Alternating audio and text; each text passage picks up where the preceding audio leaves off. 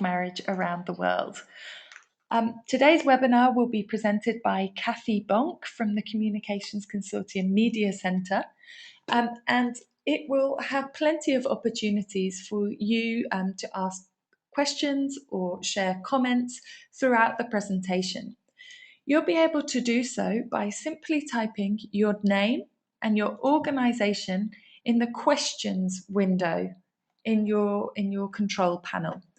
When we see your questions, and we break for questions throughout the presentation, we'll call on you to present your question. You can either do so by speaking it aloud or typing it in further detail in the questions box. I hope that's clear. We'll be on hand throughout the presentation. If you have any questions about the technical aspects of it, do please send them through again using the questions or chat window, and we'll help throughout. A recording of this webinar will also be made available after the presentation, so please feel free to share it with others who you think would find the presentation of interest or of use for their own work. I'll now pass it over to Kathy Bonk from CCMC, who will be delivering today's presentation. Thanks again for joining. Thank you, Laura, and thanks to everybody in the Girls Not Brides network, because I think what I'm about to share with you, everybody should be very proud of, because there's some good news and some recommendations for the future. Just a quick little background. I'm the director of a nonprofit group called the Communications Consortium, and we develop communication strategies for policy change. I've worked probably with many of your groups over the years. We've been involved in efforts with the United Nations, UN Population Fund, UNICEF, and most of the major NGOs. So it's been a privilege to be able to work on this project. We developed this report for the Ford Foundation and the Donors Network. There is a longer version of this that's available that has a full narrative and much more information, but for the purpose of this webinar, we decided to cut it down to fewer slides so we would have more time for conversation and discussion. The presentation's divided into three areas. First, I'm going to walk you through our methodology, then the findings, and then the recommendations. And at the end of each section, we'll open it up for questions and comments, and then online, and then we'll open it up for conversation at the very end. So I'm going to get started.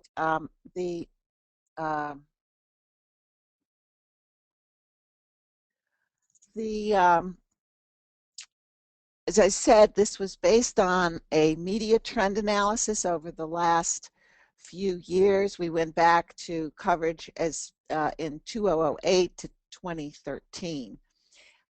We divided the report and the methodology into the standard journalism: who, what, where, when, how, and why. We looked at over 2,600 major daily newspapers, wire services, and broadcast outlets, limited to English language. We looked at a little bit in Spanish, but we didn't really have full access to other languages. We used a new system that LexisNexis is using, which is a global news database. We used as our search terms the term early or child marriage, and we looked at those stories of 50 words or more, and this was on what we call the quantitative side of this, or the numbers of stories, as opposed to a qualitative analysis we did, which is about the quality of the stories, and I'll tell you about that in a minute. Our staff looked at 230 random stories that were over 750 words, and that gave us a snapshot of what the issues are and the substance and how the issues were being covered. So just to recap, the 2,600 was to look at the quantity and a few of the search terms, but the random stories were to look at the qualitative. Are there any questions about the methodology and how we did this? Just as a reminder for those of you who've just joined the webinar, if you have a question, you can simply type your name and your organization in the questions box on your control panel, and we'll call on those who've submitted questions. We'll pause for just one moment if any of you have questions to date. And a few things that you may also want to know, if, in case you do have some questions, is that Girls Not Brides is now issuing twice a month a review of clips, which is a great service. And we are also doing more in-depth. That gives us an opportunity to do a little bit more in-depth and continuation of some of the media analysis. And also, if you want to track media coverage, Google search does a good job as well. And we're happy to help you set that up at some point. So, Laura, I don't see any questions. Why don't I move ahead to the findings? And if you have questions on methodology, just jump in at any time.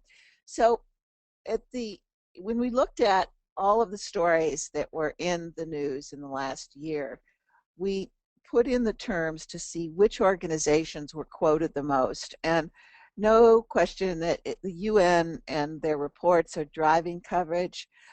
CARE is done, has received a lot of coverage in terms of their programs. The Human Rights Watch and Save the Children, many of that coverage is about their reports and their programs. Plan International, World Vision, POP Council, Council on Foreign Relations, the International Council on Research on Women, and Too Young to Web, which is the photo exhibit by Stephanie Sinclair. Then what are the issues that when you look at almost 7,000 stories in the last year that ran? No question, education, changes in legislation, and healthcare are at the top of those issues associated right now with ending child marriage. The violence is clearly part of it, but when it gets to the specifics around slavery, female genital cutting, or sex trafficking, those aren't mentioned as much as just the issues of violence. Again, you see a cluster in the middle of human rights and poverty, some on culture, but by and large, it's about girls' education, what legislation is being developed, and the health impact on this. So then we looked at these 7,000 stories to say what countries are being covered.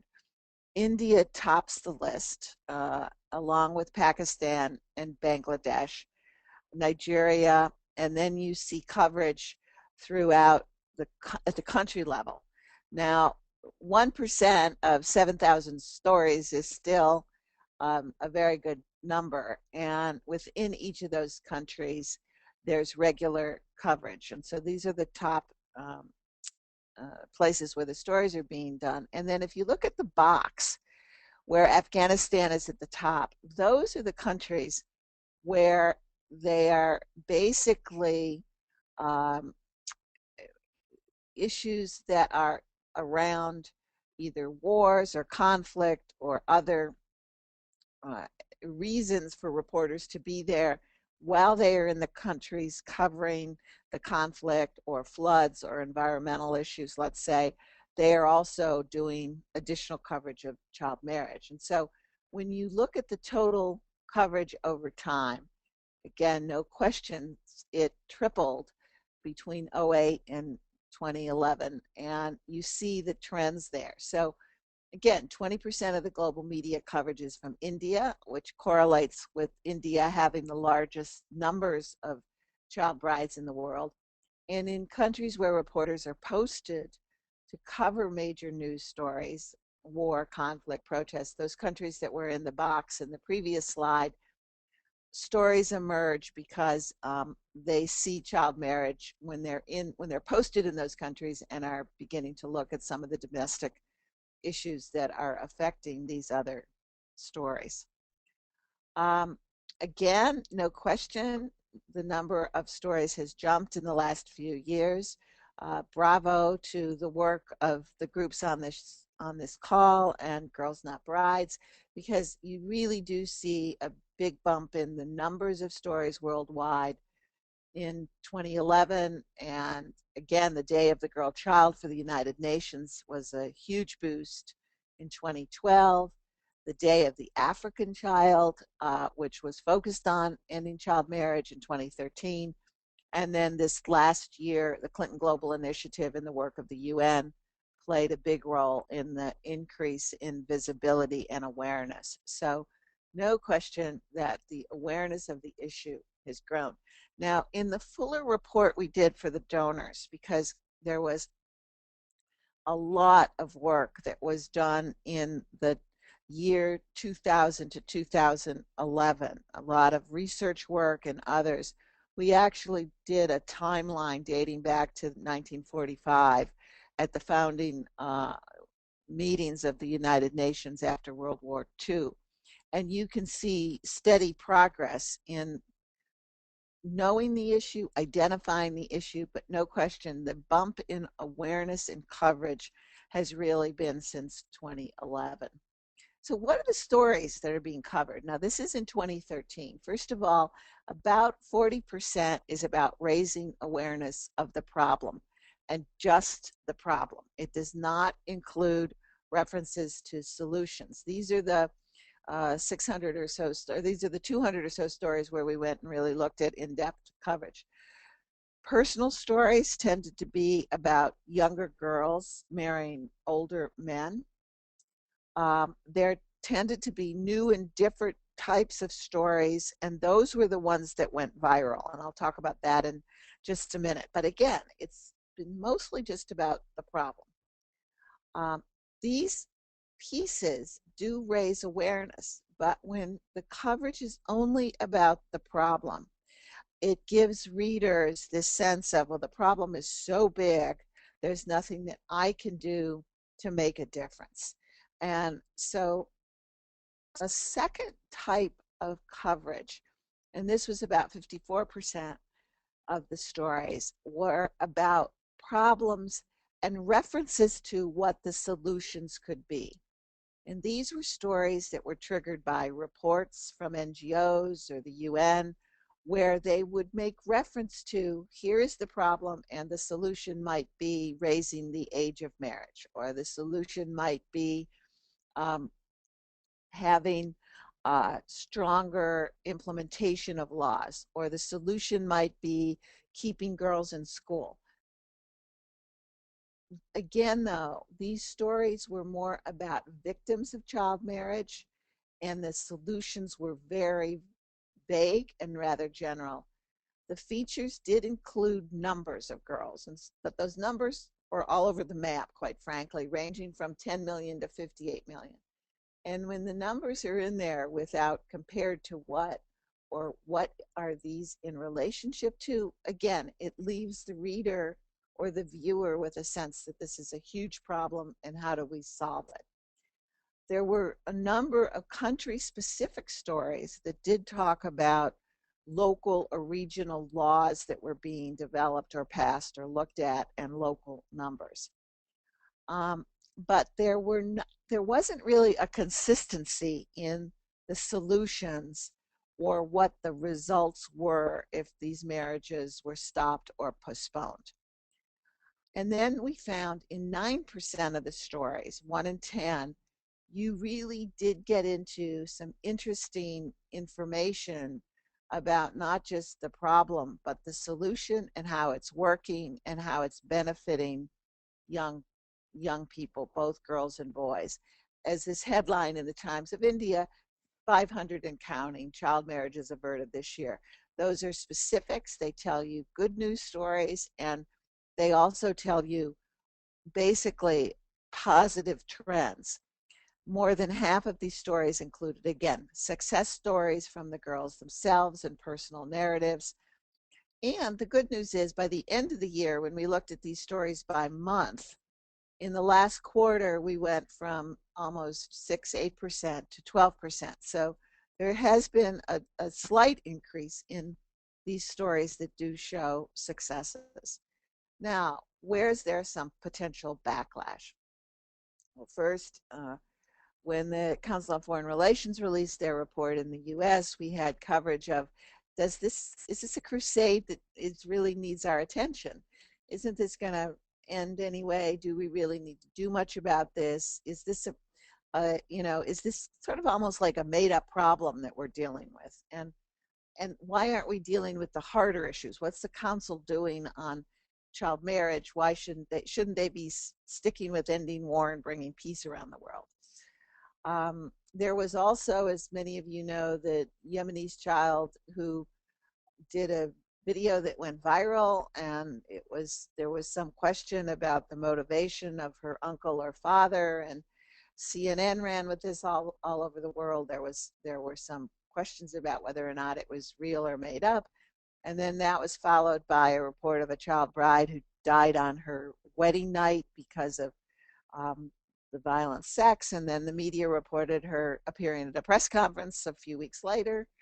And then finally, you've got a round of stories about religious opposition groups, the extremist political cults, who basically firmly believe women are second-class citizens and they're basically property of men, and therefore they should be allowed to marry girls at any age. So with that, I guess before we go to strategies, are there questions about some of the findings in terms of what we did and how we did it? Thanks, Kathy. And if anybody does have a question, please do type your name and an organisation into the questions box, and we'll call on those who have a question. As a reminder, Kathy's run through some of the findings of the media analysis, which looked at the topics that are being covered alongside child marriage. We saw a particular focus on education and healthcare within that. Also looked at the countries where there's a lot of focus on this issue. And also we discussed the percentage of stories that are looking just at the problem itself, those that are looking at the solutions only, and those sort of in between. If anybody has any questions, we'll just pause it here for a moment before moving on to some of the strategies that we can look at to address this media coverage.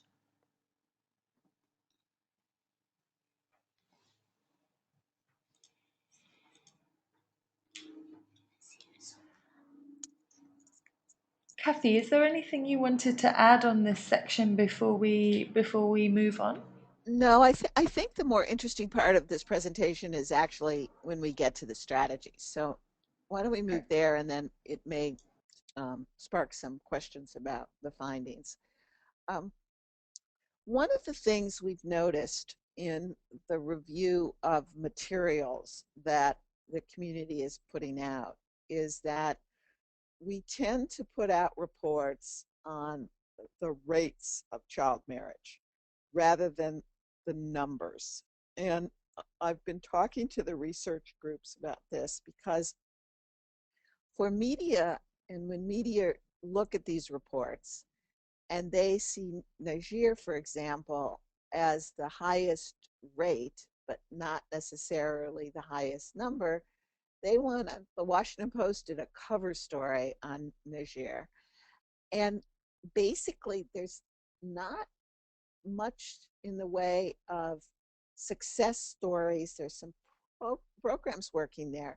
But if we want to look at success stories, we really need to be sending more reporters to the places where there are high numbers, meaning India or Bangladesh, and especially Ethiopia. Ethiopia, where there are some very interesting programs and success stories.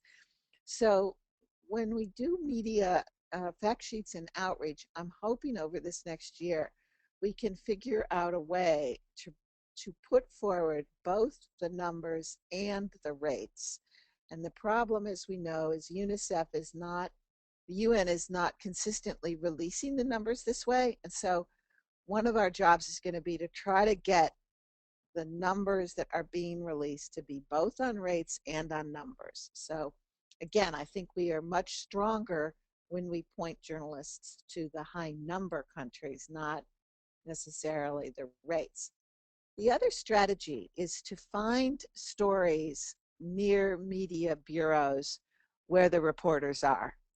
It's the classic metaphor. Let's let's take the reporters to the mountain, not the mountain to the reporters. And so if you look around this chart, those that are in the sort of beige colors are where there are major media posted, and the darker, blacker colors have maybe smaller bureaus.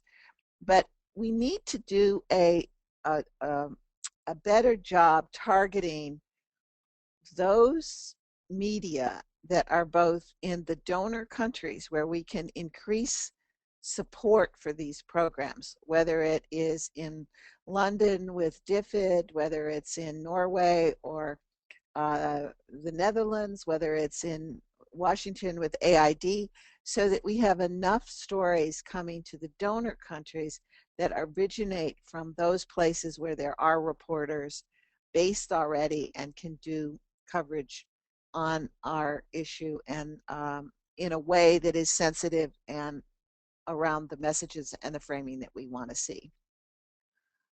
The other thing that we've got going for us is one of our biggest assets is a picture is worth 1,000 words. There have been some stunning photographs. Many of you probably know Stephanie Sinclair, who won a Pulitzer, and she's with National Geographic most of the time. In South Sudan, the Human Rights Watch commissioned a series of photographs that are fabulous on their website. These can tell stories to especially the donor base, and you can see in the girls' eyes some of the challenges. However, we really need to make sure that the donor audiences respond to messages that give hope. And the top photograph definitely brings hope. It shows a girl who's very proud, very empowered. If they see that again, if they see that the issue is so big that their small amount of money can't help, their eyes tend to glaze over. And so we've got to make sure that when we do photographs, it's both not just of the problem, but rather giving hope. The other challenge we've got with this photograph in the bottom is that we've got to make sure that they're culturally sensitive so that the men in the photographs are not made to look like a buffoon or like they're punishing girls, because those are some of the men we're going to need to be successful if we're going to bring, if we're going to change this in our generation. So there's a balance. That there's no question that photograph at the bottom gets donors to better understand the issue, but we want to make sure that there's not a backlash coming from some of the countries where we may be doing photo exhibits or using these imagery. The other strategy that, as Laura knows well, is girls telling their personal stories. On the Girls Not Bribes website, one of the places where reporters go to are that section of girls telling the stories in their own words. And this was just in the last month or so, really interesting coverage. The CNN did a big piece out of Gambia, Bangladesh, Malaysia, Australia, India. These were all based on girls telling their personal stories, but then the personal stories also relating back to the policy change that's needed to make a difference. So keep those personal stories coming. So one of our goals needs to be that in the next year or two, we need to shift the coverage from the problems to success stories with outcomes. So we want to almost reverse these numbers so that if we can get 30% of the stories that are now 9% and only 10% of the stories that are just the problems, we can indeed, I believe, get more donors interested, get more policy interested, makers interested, and really help to move the needle. So this is going to need to be a proactive placement strategy that we all work together on, because when a reporter comes to Laura or to you looking to tell a story, we're hoping that those stories can not just be about the victim, but also about the solution that middle 54%, and then the success stories with the outcomes. So with that, why don't we open it up for conversation, think through how we get there, how we can work together. And I know I just want to thank everybody on this call, because you should be very, very proud with what the coverage is looking like. But we do need to keep in mind that the backlash, a story just came through where a young girl who was in a forced marriage took her situation into her own hands and was decided to cook a meal with rat poison, and her husband died along with 2 or 3 other family members.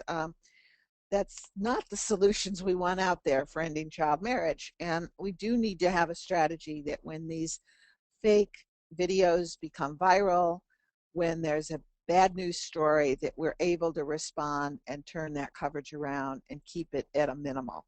It is at a minimal right now, but it could get unwieldy at any time. So with that, Laura, back to you in terms of now opening up for a dialogue and conversation. Thanks very much, Kathy. And I'd just like to thank Kathy for taking the time to do today's presentation and for sharing the media analysis that the Communications Consortium Media Center did on this issue. I think it's very helpful for all of our work to communicate on child marriage and to know some of the challenges that we're facing. We have our first question from Sonvi Khanna at DASRA, which is an organization based in India. Sonvi, please go ahead and ask your question. You can speak your question. Hi, can you hear me? Yes, we can hear you fine. Hi, thank you for such a great presentation. This is a completely new perspective for me because DASRA does research in a very different way, and we work very closely with funders and nonprofits on various issues. My question basically was that, just like you can engage donors through effective media to get interested in this issue and work on it, have there been reports of any kind that also try to motivate nonprofits to take impact, evaluation of their work more seriously, perhaps by showcasing some of the very local nonprofits that have been, with their limited capacities, limited funding, able to, create robust models for evaluating their work? Can we use media for that, for creating for drilling in the importance of impact evaluation? Thank you. That's it.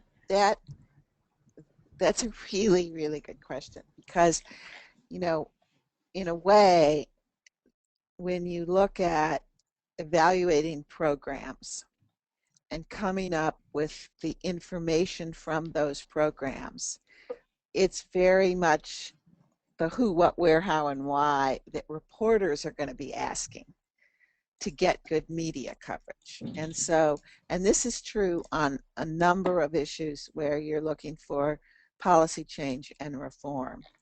And so when you look at your standard evaluation of a program, let's say, which is the evaluations that we've looked at that a number of groups are doing include, okay, here's what the program is, how many girls and boys may have been through that program, and then how many of those particular girls and boys have delayed marriage, but then beyond that, what has their life changed?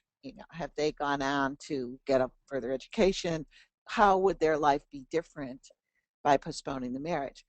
As you go along and look at your programs, those are really important questions for evaluation. Then the issue I know that the researchers are struggling with, and media is struggling with, is how do you, quote, scale up those programs so that we know in this particular, I am working with a girl in a Maasai village who indeed now can point to the 250 girls in her village that have been through this program, that have diverted and not been sold off to be married, have their parents have agreed to delay marriage until age 18. They have not been exposed to female genital cutting, and it's been a community involvement. All right, that's 200, 300 girls. How does that now become 2,000 girls or 200,000 girls? And I think we're all struggling with that. In India, you are the place where we can probably learn more than anywhere else in the world, because you've been working on these issues for many, many years, way before Girls Not Brides was on the radar screen or any of us got involved. And I find the clips coming out of India to be remarkable. They pour in every day. They come in faster than we can read them. The media coverage in India has been extraordinary, by and large very positive, from all kinds of rural areas. So much so that I'd like to do clips just on India and analyze those, because they tell you a lot about what's happening in different communities. The Times of India has been given regular coverage to this issue, good, bad, or indifferent. So in terms of your question, though, of how do we get the NGOs to focus more on this and using this, I think that's a great strategy. And Laura, we need to put it on the table and think about it. And then how can media help with that strategy? And how can media encourage the kind of evaluation that we're hoping that the NGOs will use? Does that answer your question enough? Hi, Sonvi. Hello. Does that answer your question? Yes, I think it's lovely to see that you look at it so positively. Yeah, absolutely. I mean, we need to think about it, because it'll have to be a non-jargony way of bringing it out to them, because usually nonprofits feel rather afraid of this entire thing of evaluation. So yeah, fantastic. The other thing that is useful on evaluations is for people not to be seeing it as you're being evaluated, right? But rather as to whether or not you're good or bad, but rather how do you use evaluation to assess what works and what doesn't, and where future resources should be invested. And then there's also a way to do what they call cluster evaluation, so that it's not necessarily the individual NGO, but the individuals working as a team. And I know we've been involved in several cluster evaluations on media coverage, so that rather than competing over media coverage, some people call it column inch envy, who gets quoted in the media becomes the big issue. Rather than being evaluated on individuals who get quoted in the media, it would be the cluster of groups or grantees or NGOs, how the issue is covered. And that's why I think this is so important, because we can all take pride in better media coverage. And I think one point to think about, and to try to make the case to some NGOs who, like you say, Somebody, have limited resources, limited capacity, is to show how we can take one story or one case study and provide that in lots of different ways, whether it's through photo, film, video, downloadable, sort of simply a text case study, and use a couple of stories to go a long way. I think we can all do with a bit of thinking that challenge through as well. How can we use the great resources that we have and the great stories to tell that we have, and make sure that we can get a lot of life out of those? Do we have any further questions or comments from the audience? One thing I would encourage you to do, following on from Kathy's comments earlier in the presentation, are to think about those countries where there is a lot of media coverage for a number of other and different reasons, and how can there are a lot of reporters who are sent to those countries to cover other issues, but how can we sort of use their time in country to be focusing on issues like child marriage as well? So if you have case studies or spokespeople who are able to talk to the issue in Afghanistan, in Nigeria, in India, do think through how you can make the most of those opportunities and those contexts. We have a comment from Adem, who's one of our member organisations from Turkey. Adem, would you like to go ahead and ask your question? Tamam canım, tamam canım, öptüm, baba. Oh, hi. Sorry, I was on the phone. Sorry. One of the ways we use media is to monitor the issue of child marriage in Turkey, actually. So, for example, we prepared a map, a Turkish map, and put the news stories on news stories from different parts of Turkey, put on a map and show people where child marriage happens and how child marriage is being perceived in different parts of Turkey, so that we could actually use this in our advocacy activities to inform policymakers that in some regions it is a news, in some other regions that we know of that child marriage happens is not actually appearing on the news. And we also use it with media organizations when we go to them, when we talk to news reporters or media organizations like Turkish newspapers union or something like that. We tell them that you actually make lots of news on certain areas in Turkey, but we know that in other areas child marriage happens as well, and this actually starts a conversation and dialogue between us with the media and also within the media people as well. Thank you.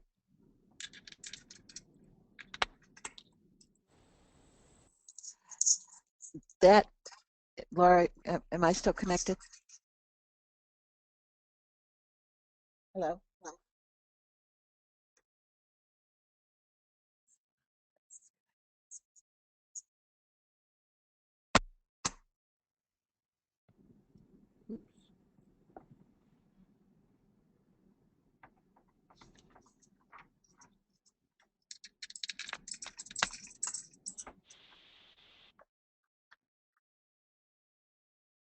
Nature of the coverage. Oh, Um, hi there.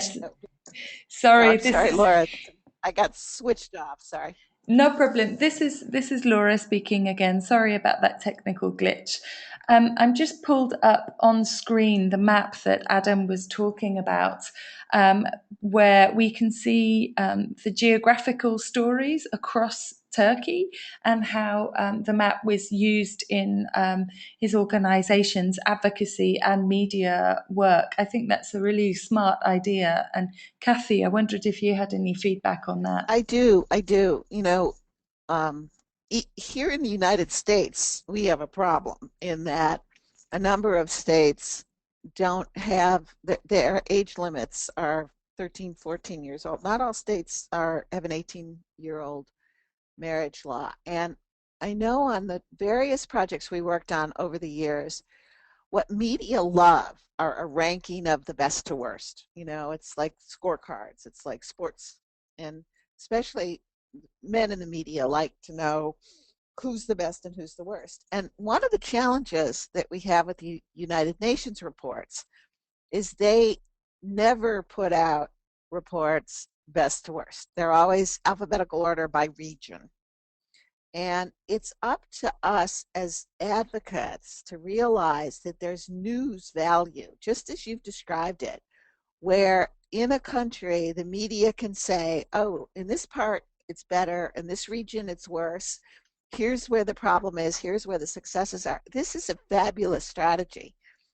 And I think it's going to be up to the NGOs to promote that strategy. It will not come from the UN. I've been batting my head against the wall for 20 years now, trying to get them to release data by country in anything other than alphabetical order by region, and it just won't happen. So I applaud you. This is fabulous. It looks great, and it's something that could be done certainly by region, by continent, by country, and it's a wonderful strategy. I agree. I think it's a really smart and helpful resource. I do think sometimes we do have to be careful in terms of calling out one particular region or one particular country. We do know that that does put some country governments back up and doesn't always result in the reaction and the engagement we want. But I very much agree that there is a news value in that, and I do think it's just about smart messaging when we make those kind of statements. Does anybody have any further questions? Or comments or suggestions too. Yeah. I mean, I think that on the strategy side, Adam, your ideas are terrific. So other thoughts? We have a question from Brian Fagans from CARE. Please go ahead, Brian. Hi, thank you so much for the presentation. It's really, really informative. I was curious in your media analysis if you did any assessment of uh, the victims, survivors of child marriage, whether they were identified by name or allowed to remain anonymous. If there was any analysis there, it's an issue we struggle with here at CARE at times. I would say when there were police reports about, and this is true throughout India, it very much was the police stopped a marriage and there were reports from, say, this advocacy group or this place, and they stopped the marriage. But by and large, the success stories that were written by girls themselves and posted on the websites where they were by the girls, by their name, yes, their names are in there. We could go back and look at that, but I think by and large, the names are there. And I know we struggle with confidentiality. I do a lot of work in the United States with our child welfare system, and there's a lot of challenges with confidentiality, particularly among younger children. But once they're teenagers and they can make some of those decisions for themselves, you do need to get permission. You do need to get involvement from parents sometimes. And I know Stephanie Sinclair will often use the first name of the girl and not the last name, and that's used commonly within media as well. But Brian, it's mostly been country by country policy and the news media in those countries. If it's a government owned media, then it goes by government standards. If it's a more independent media, each one is making their own decision. That's my sense of reading most of these stories.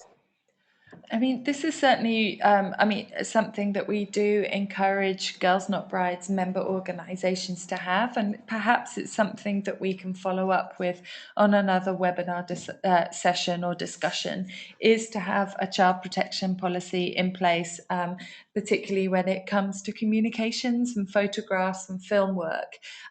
So if your organisation doesn't have such a policy, recommend that you do so. We at Girls Not Brides are currently putting one in place at the moment. We also recommend, I think, in terms of your question about the naming of girls in stories, often the names of the first names only are provided, or a name has been changed and the article will state explicitly that the girl's name has been changed for her own security purposes. But yes, we certainly encourage Girls Not Brides member organisations to have child protection policies, and any advice and insight that CARE has into its own work in that area is always gratefully received. We also have another question from Sonvi in India. Sonvi, please go ahead. Yeah, I just wanted to ask you, have there been any stories about girls whose marriages were averted, and has media followed them or tracked them and their families, and what happened to them after that? because that's something that we and some of our organizations are really grappling with. Thank you. Kathy, would you like to take that? There was a little bit of a breakup with her question. Can you repeat the question, Laura? Sure. So Sanvi was asking whether there have been stories that followed the girl and her family after her marriage was averted or annulled. I can say certainly from the analysis that we at Girls Not Brides have done, occasionally. And I think that's something that we can explore certainly more if I know that there have been high profile cases of girls, particularly in India. For example, there was a girl, Lakshmi, a few years ago, who had her marriage annulled in the first case of its kind in India. And there were some follow-up stories, but we can certainly be doing more of those afterwards. If you're working with girls who have a really positive story to tell 1, 2, 3 years after they were married, and be able to repeat that, go back to her story and encourage media to check in on her now and again, I think that's something that we can be doing more of. Kathy?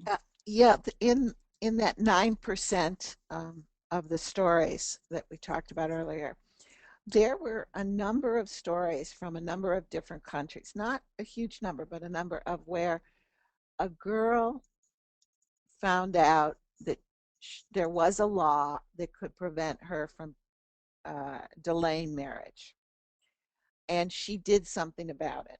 And she either got help, she negotiated it with her parents or whatever. And then that girl went on to form an association with other girls to help them stop or delay their marriages.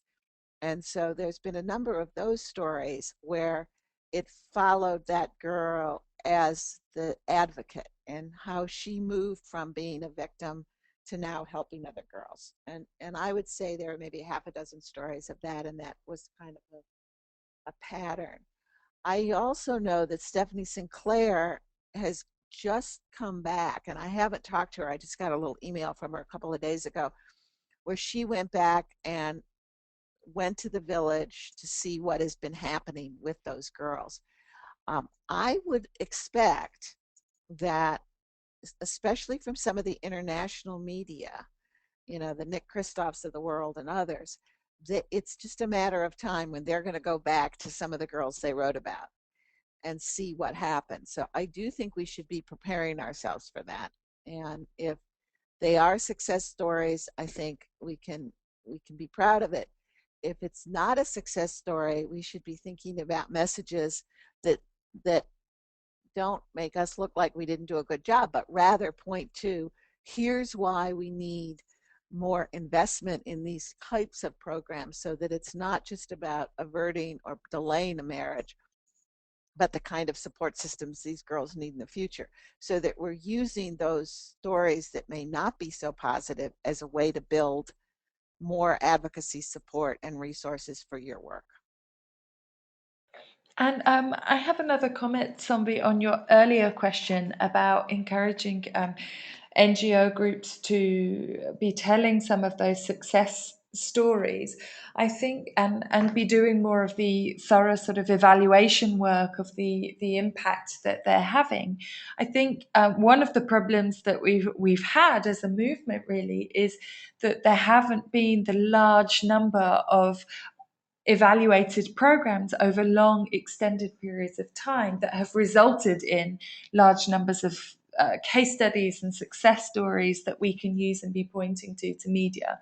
But we hope that with the growing attention that's being paid to this issue, the increasing number of programs and evaluations that are taking place, hopefully that that will provide us as communicators with a lot more material too. So the greater encouragement that we can have for that kind of work and the thorough and long-term evaluations, I mean, the better that is for all of our work on this issue. We don't currently have any further questions from the audience, although we do have one comment from Adam, who tells us that, in fact, Turkish law forbids the media to use the names of victims under 18, including girls surviving child marriage. I imagine that is certainly the case across a number of different countries, and thank you for that comment. We also have a question from Joe Bish. He's from the Population Media Center in the United States. Joe, please go ahead with your question. Yeah, I found the presentation quite fascinating, and it seems obviously to be sort of how media is presenting this issue.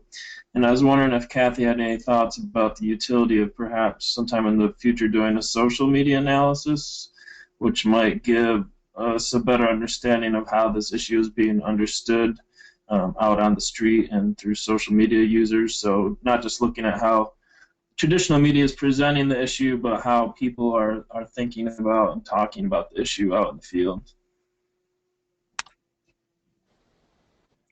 Sorry, go ahead, Kathy. Go ahead, Laura. I think that's an excellent question, Joe, and I'd certainly be supportive of that. We do see that child marriage is covered a lot on social media. A particular case in point is Nigeria. Every time that large cases or cases that hit the attention of the news media in Nigeria and internationally, it's really a country that gets a lot of attention on this issue. We see that every time that happens, then social media is extremely active too. There was the hashtag Child Not Brides campaign last year, following Senate debates on this issue.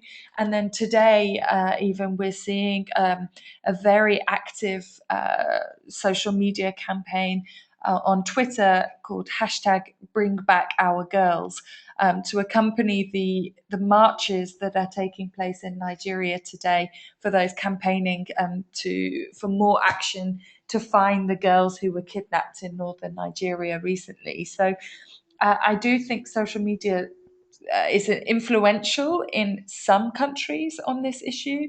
And yes, I'd certainly be interested to see more of that analysis. And Kathy, wondered if you had any thoughts in response to Joe's question. Sure, a couple of things. One is on the social media side, are we looking at social media just to raise awareness, or are we looking at social media for advocacy strategies?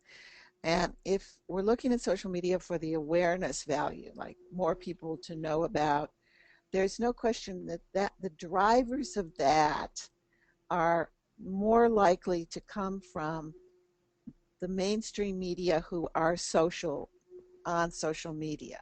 So that if you look at the people that have millions of followers, they tend to be either, celebrities, Lady Gaga and her 40 million people that follow her on Twitter, or Anderson Cooper and the 6 million people that follow her, however million he has.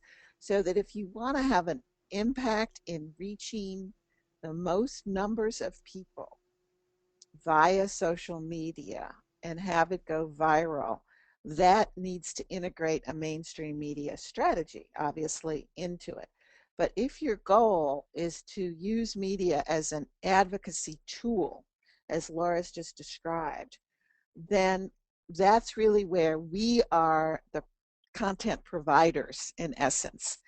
And that's where both of those strategies come back to messaging, because we want to make sure over the next year at least, the message from the community is not just let's talk about the problems. And that little girl from Yemen, that video went viral to, what was it, several million people quickly. And it didn't come from CNN or anywhere else, but where the boost came from is CNN posted it. CNN provided it. The BBC posted it. Others, Al Jazeera posted it 3 or 4 times.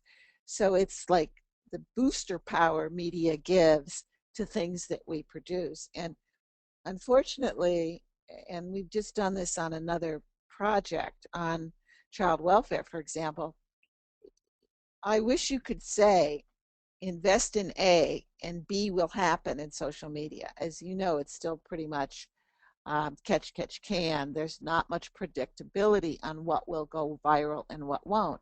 But in my conversations over the years with YouTube and others, finding out what went viral and what didn't. It was interesting. We met with one of the top vice presidents on another Ford project, and it was interesting. He said, well, we know on YouTube that if something gets posted and if it's on CNN, a lot of people follow it. Or if this guy Nick Kristof mentions it in his column, it gets a lot of people to follow it. So I think our strategy is sort of a combination of both, but it would be good to know, I think you're right, which of the stories are getting picked up, how are they being used, how often are they being used, and how successful some of our social media strategies can be, whether it's for advocacy or awareness.